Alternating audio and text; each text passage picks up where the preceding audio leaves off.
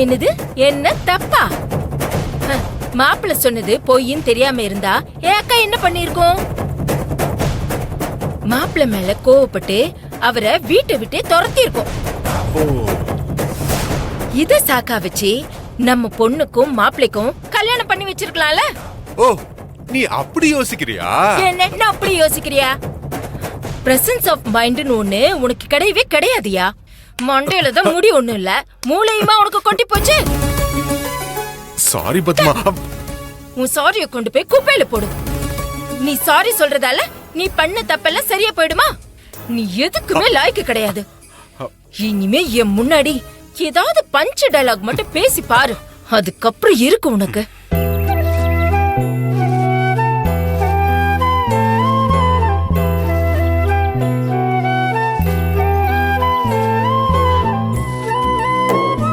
அஞ்சலி, அப்பா, ஹாஸ்பிட்டல்ல நீ ஏமா அப்படி பண்ண?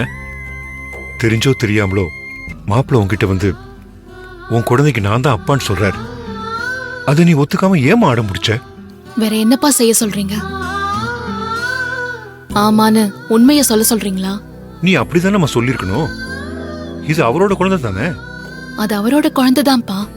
ஆனா நான் அப்படி சொல்லியிருந்தேனா அதுக்கப்புறம் என்ன நடந்திருக்கும்னு நீங்க நினைக்கிறீங்க? அதுக்கப்புறம் நீ மாப்பிளைய கூட்டிட்டு எங்காவது போய் சந்தோஷமா இருக்க வேண்டியதானமா? அப்படி சந்தோஷமா இருக்க முடியும்னு நீங்க நினைக்கிறீங்களா? அப்படியே நாங்க போனாலும் நாங்க சந்தோஷமா வாழ்ந்துட முடியுமா? குணா மேடம் எங்களை விட்டுருவாங்கன்னு நினைக்கிறீங்களா? உங்களுக்கே தெரியும்லப்பா, என்ன போன தடவை அபார்ஷன் பண்ண சம்மதிக்க வைக்கிறதுக்கு அவங்க என்ன பண்ணாங்கன்னு. விக்கிய கொன்னுடுவேன்னு சொல்லி என்ன பயமுறுத்தி தானப்பா சம்மதிக்க வச்சாங்க. அப்படி இருக்கிறப்போ நான் விக்கி இங்க இருந்து கூட்டிட்டு போனேனா விக்கிய அவங்க உயிரோட விட்டுருவாங்களா? விக்கிய மட்டும் இல்ல, என்னையும் என் குழந்தையும் சேர்த்து கொன்னுடுவாங்கப்பா. எனக்கு விக்கியோட வாழணும்ல ஆசை இல்லப்பா. எனக்கு அவரு உயிரோட இருக்கணும், அதுதான் எனக்கு முக்கியம்.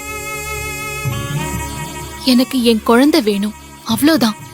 அதனால நானும் என் குழந்தையும் எங்கேயாவது போயிடுறோம். நான் அப்படி போனா கூட குணவதி மேடம் என்ன மன்னிச்சிருவாங்க. ஆனா விக்கிய என் கூட கூட்டிட்டு போனா என்ன மன்னிக்கவே மாட்டாங்க. என் கண்ணு முன்னாடியே என் பொண்ணு வாழ்க்கை சீரழியறத பார்த்துட்டு என்னால இருக்க முடியலமா. அப்பா, நீங்க என்ன பத்தி எதுவுமே யோசிக்காதீங்க. நீங்க கவிய பத்தி மட்டும் யோசிங்க. என்னமா? நீங்க என்ன பார்க்காம இருந்திருந்தா கவிய பத்தி மட்டும்தானப்பா யோசிச்சிருப்பீங்க. அதனால நீங்க என்ன பார்க்கவே இல்லைன்னு நினைச்சுக்கோங்கப்பா.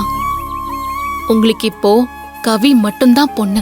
அஞ்சலி, கவிய எப்படிலாம் நீங்க சந்தோஷமா வாழ வைக்கணும்னு நினைச்சீங்களோ அப்படிலாம் அவளை சந்தோஷமா வாழ வைக்கிறதுக்கு என்ன பண்றதுன்னு மட்டும் இனி யோசிங்கப்பா. அது எப்படிமா யோசிக்க முடியும்? உன்னை பார்க்காத வரைக்கும் எனக்கு இப்படி ஒரு பொண்ணு இருக்கிறது எனக்கு தெரியாது. உன்னை பார்த்ததுக்கு அப்புறம், நீ என் பொண்ணுன்னு தெரிஞ்சதுக்கு அப்புறம் உன்னை பத்தி யோசிக்காம என்னால எப்படிமா இருக்க முடியும்? போதும்பா, நான் உங்க கண்ணு முன்னாடி இருக்கிறதுனால தான் நீங்க என்ன பார்த்து பார்த்து இப்படி வேதனைப்பட்டுட்டு இருக்கீங்க. உங்க கண்ணுக்கு எட்டாத தூரத்துக்கு நான் போயிட்டேன்னா உங்களுக்கு அந்த பிரச்சனையே இருக்காது. இல்லப்பா, கொஞ்ச நாள் அந்த சோகம் இருக்கும், அதுக்கப்புறமா நீங்க என்ன மறந்துடுவீங்கப்பா. அப்படிலாம் என்னால மறக்க முடியாதுமா. யாரோ ஒரு மூணாவது மனுஷியா நீ? என்னை விட்டு தூரமா போனதும் நான் மறந்து போறதுக்கு? நீ என் பொண்ணுமா, என் ரத்தம். நீ பக்கத்துல இருந்து கஷ்டப்படுறத பார்த்துட்டு என் மனசு வேதனைப்பட்டாலும் நீ என் பக்கத்துல இருக்கேன்ற ஒரு ஆறுதலாவது எனக்கு இருக்கும்ல. ஆனா நீ என்னை விட்டுட்டு கண்காணாத தூரத்துக்கு போனன்னு வச்சுக்கோ.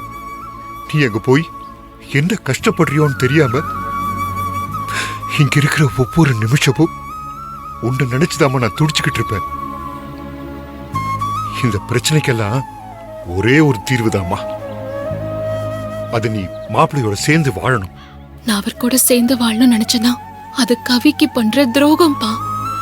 அதனால சத்தியமா அந்த நினைப்பு என் மனசுல இல்லவே இல்ல. தயவு செஞ்சு இனிமே அதை பத்தி பேசாதீங்கப்பா, பிளீஸ். என்ன